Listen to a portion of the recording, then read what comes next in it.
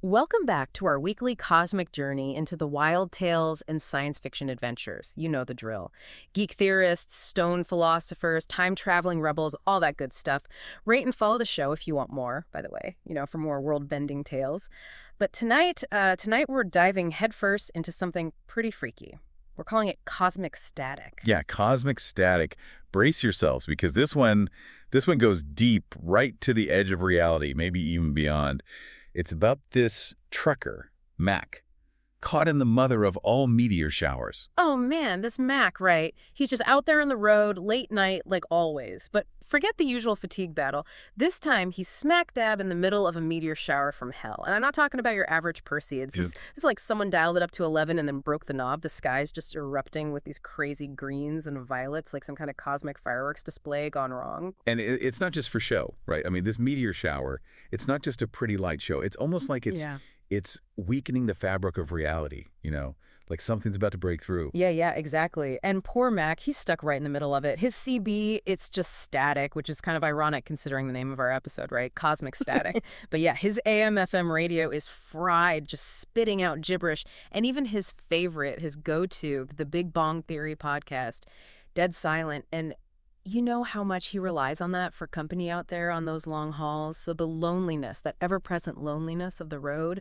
well, tonight it's cranked up to 11, too. It's suffocating. And that silence, that isolation, it plays a big part in all this. It's like it strips away all the familiar, all those anchors to his normal world. Yeah. And it leaves him, vulnerable, open to something else. Then, out of nowhere, right, there's a figure by the road. And it's not your typical hitchhiker, thumb in the air, looking for a lift. This person is just there, kind of skinny, maybe a teenager. And there's just something off about them. Their clothes, they're like shimmering, shifting in the light of the meteors. And their eyes, man, their eyes are like miniature galaxies reflecting all that chaos in the sky. I mean, wouldn't you just keep driving? Especially in this kind of weather. Well, yeah, logically, that's the smart move, right? But there's something that compels Mac to stop. Maybe it's a flicker of empathy, or maybe, just maybe, it's something deeper, something resonating with what we'll later learn is his broader band nature. Right. So against his better judgment, against every fiber of common sense in his body, he pulls over. Something's pushing him, nudging him to offer this kid a ride. Maybe it's the loneliness, or maybe it's just that the whole night is so surreal, so messed up, that logic has just gone out the window. But here's the thing, this isn't just some lost kid. There's a strangeness about them, a smell, ozone, like after a lightning strike, mixed with this weird, sweet scent, like burnt sugar, and under it all, this faint tang of hot circuits. And their voice, when they speak, it's got this weird resonance, like it's echoing, not quite human. And those details, those sensory details, they're like red flags, right? They're telling Mac that this is something way outside the ordinary. It's like the universe is screaming, hey, pay attention, this is important. Yeah, and this kid, they say they're headed east, but it's not just like across the state line, It's like they're talking about crossing something bigger. What? Something else entirely. You get this immediate sense that their destination is beyond anything Mac understands. The way they say it, east. But with that implication of crossing something more fundamental, it's like they're hinting at transdimensional travel right from the start. Like, buckle up, Dorothy, because Kansas is going bye-bye. So get ready, because what follows is a conversation that'll twist your brain, events that'll make you question everything you thought you knew, and the truth about this mysterious passenger who goes by the name Kai. This cosmic journey, this dive into cosmic static, will leave you wondering what's real and what's not. Let's just say Mac's world is about to get a whole lot bigger and a whole lot weirder. Okay, so Mac's got Kai in the cab now, and things start getting strange. Fast. The dashboard lights are going haywire, flickering on and off, and the GPS is completely lost, showing them miles away from where they actually are. It's like the truck itself, this big, solid hunk of metal, and Mac's reality, it's reacting to Kai's presence. It's like Kai is disrupting the normal flow of things, you Yeah. know? The tech, the GPS, it's all glitching out like it can't handle the anomaly. It's the first sign that reality is starting to unravel around them. And then Kai starts talking about interference in these layers of reality. They say most people are tuned to just one frequency, one narrow band that makes life, simple, safe, manageable. But then they look at Mac, right, with those galaxy eyes and say, "You're broader band." They say he's always been open to the weird stuff, the static between the channels. Now that's got to be pretty unsettling to hear from a stranger, especially with violet meteors still raining down outside. And that's the key, right? That's why Kai chose Mac out of everyone else on that road. It's this idea of different levels of perception, different sensitivities to the strangeness that's always bubbling under the surface. Makes you wonder, doesn't it? About all those weird coincidences, those gut feelings you can't explain. Maybe there's more to it than we think. Anyway, Mac, understandably freaked out by this point, asks Kai their name, and the answer is classic. Doesn't translate well. "Call me Kai." It's like, bam, confirmation. They're not from around here. Not from our reality, that's for sure. The name thing, it just reinforces how alien they are, how they exist outside our normal understanding of language and of identity, of everything. Then the tension ramps up big time. Kai just points to the rearview mirror and says, "Them." And what Max sees are headlights. Yeah, but not normal headlights. These things are super bright, this unnatural piercing blue, and they're pulsing, drifting in a way no car could, and they're gaining on them fast, way too fast. Kai's explanation. Chilling. Filters, they say. Predators. They hunt the signals that don't belong, the ones trying to cross. Suddenly, it's not just a weird encounter, it's a chase. An interdimensional pursuit. The filters, man, they change everything. They're like the cosmic cops, enforcing the boundaries, making sure things stay in their designated lanes, their designated realities. And Kai, well, they're the fugitive, trying to break free. Mac's foot is practically through the floor by now, and he finally demands to know what the heck Kai actually is. And the answer is just as freaky as you'd expect. "I'm a passenger," Kai says, "trying to get from one place to another, but I can't maintain form, can't navigate the currents without an anchor, a compatible biosignature. You, trucker, you're my anchor." So Mac, this regular guy, just trying to make his delivery, is now the key to some interdimensional escape. The weight of the cosmos is literally on his shoulders. Talk about a bad day at the office. Right? But it shows you how even the most ordinary person can get caught up in something extraordinary, something way beyond their understanding. And these filters, they're relentless. They're closing in, and the air in the cab starts to get thick, heavy, almost like you can feel it pressing down on you. Mac feels this pressure in his head, and Kai starts to flicker, like a bad TV signal. It's for just a second, but Mac sees through them like they're not entirely there. It's like the filters are disrupting Kai's connection to our reality. Like they're trying to pull him back, erase them, the pressure, the flickering, it's all part of it. And then Kai just yells, "They're trying to detach me, drive, faster, they feed on the resonance." So Mac, what does he do? He floors it. This big rig is thundering down the highway, a cosmic getaway car in the middle of a chase he never signed up for. He looks at Kai, who's now glowing faintly, and this low hum starts to fill the cab, and the static on the radio, it gets louder, more intense, like crackling energy. It's like the whole world around them is buzzing with power. The energy's building, the tension's ratcheting up. It's like the laws of physics are starting to bend under the strain. Then things get really crazy. The road itself starts to twist, not just a curve or a bump, but like reality is warping. Asphalt buckling upwards, forming these impossible shapes, like something out of an Escher painting. Mac's fighting the steering wheel, the truck's groaning, and it's like something straight out of a nightmare.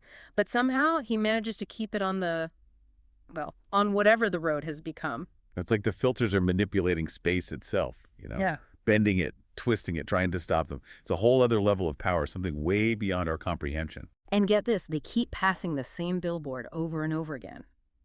"Visit Serpent Mound," it says. A time loop, like something straight out of the Big Bong Theory, right?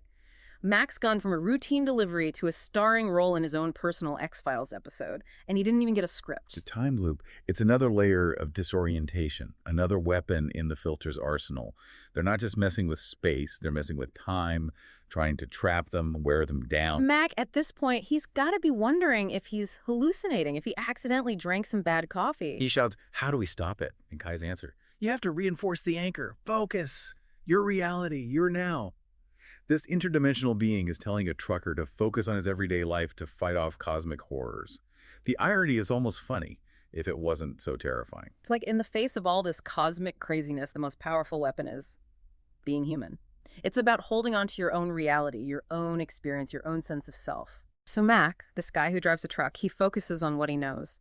The smell of diesel, the taste of lukewarm coffee, the feel of his worn leather jacket, the image of his dog waiting for him back home, even that stale donut rolling around on the dashboard.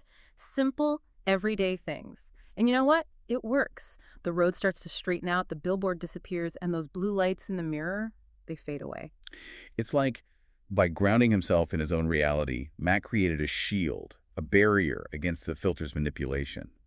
It's a powerful idea that our own personal experience can be a source of strength, even against cosmic forces. Kai, they let out a sigh, and for a moment they look more solid, more real, but they warn Mac that the filters, they'll be back. They need to reach the convergence point. And what is this convergence point? Well, it's this jagged peak on the horizon lit up by the meteor shower, like it's drawing the meteors towards it. A weak spot in reality, amplified by the storm, where Kai can finally cross over. The convergence point, it's their goal, their escape route. It's like a doorway, a portal to another dimension, another reality. And the meteor shower, it's like it's weakening the barriers, making it possible for Kai to slip through. But it's not going to be easy. As they race towards the peak, the world outside the truck goes haywire. Colors blend together, sounds distort. It's like a symphony of the unreal. Mac feels dizzy, like the truck is floating in a void. The blue lights are gone, replaced by these shapes, vast and indescribable, that make his eyes water and his mind scream. It's pure cosmic horror pressing in from all sides. The filters are upping their game. They're throwing everything they've got at him. It's like they're trying to overload Mac's senses, break his connection to reality.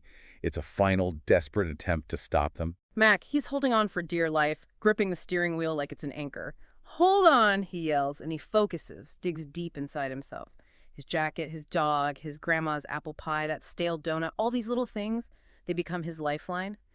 And slowly, the world starts to solidify. The road comes back into focus, but it's broken, shattered, pieces of asphalt floating in the air like broken glass. And out of them, where the peak should be, there's a void. A gaping hole in reality, shaped like a storm cloud, its edges crackling with energy, sucking everything towards it. And inside, those blue lights are pulsing like eyes. The filter, the predator. The void, it's a visual representation of the filter, of the force that's been chasing them. It's emptiness, nothingness, the antithesis of existence. And those blue lights, yeah, that's the intelligence behind it, the will that's driving it. Kai's voice is faint, but clear, cutting through the static in Mac's head. "This is it, trucker," they say. "I need one last push. Full anchor lock. You have to drive towards it. Through the interference field. It's the only way. Drive a truck into a swirling void that's either insane or the only option left." It's a leap of faith, a gamble with reality itself. Yeah. But at this point, what choice does Mac have? It's either go through the void or get consumed by it. And against all odds, Mac does it. He slams the gas, the engine roaring, and aims the truck straight at the void. Kai's glowing brighter now, the static in the cab is deafening, and the truck is shaking like it's about to explode. They hit the edge of the void, and reality just fractures. Mac feels like his mind is splitting apart, his memory scattering, then a flash of white light, a feeling of being ripped apart and put back together, and then silence. That moment, the crossing, it's like a cosmic rebirth, a shattering and remaking of reality. It's beyond words, beyond comprehension. The truck bursts out the other side. The void is gone. The road ahead is still cracked, but it leads straight to the peat, now bathed in the fading light of the meteor shower. Max slams on the brakes, his heart pounding. He turns to the passenger seat, and it's empty. Kai is gone. They made it. Mac, the trucker, helped a dimension-hopping being escape cosmic predators. It's like a scene from a movie, right? But it makes you wonder, what just happened? What are the implications of all this? And what does it mean for Mac? He starts to laugh, a shaky, nervous laugh. Who would believe this? He needs coffee, strong coffee, maybe something stronger later. But then the truck sputters and dies. Dead, won't turn over. The perfect mundane end to an utterly unbelievable nightmare. Back to reality, back to the grind. But something tells me things are never going to be the same for Mac. He closes his eyes, trying to make sense of it all. The silence in the cab is overwhelming, almost too quiet. And then he hears it, faint at first, inside his head, like the static he'd been hearing all night, or like Kai flickering before they vanish. Uh-oh, that doesn't sound good. Mac's eyes fly open. He checks the mirror. It's him, exhausted, scared. But for a split second, his reflection flickers, like a bad TV signal. And then this cold dread washes over him, chills him to the bone. A voice, smooth, cold, ancient, whispers in his mind. "Cozy, this anchor point has potential. Much sturdier than the last one. Thank you for the upgrade." Something else came through.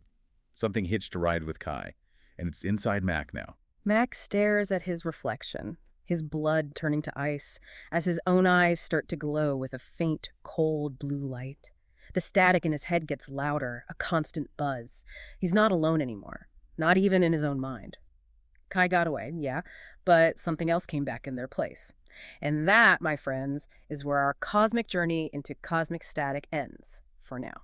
So we've just traveled through this crazy night with Mac and Kai, a cosmic hitchhiker, meteor showers, interdimensional predators, the whole 9 yards.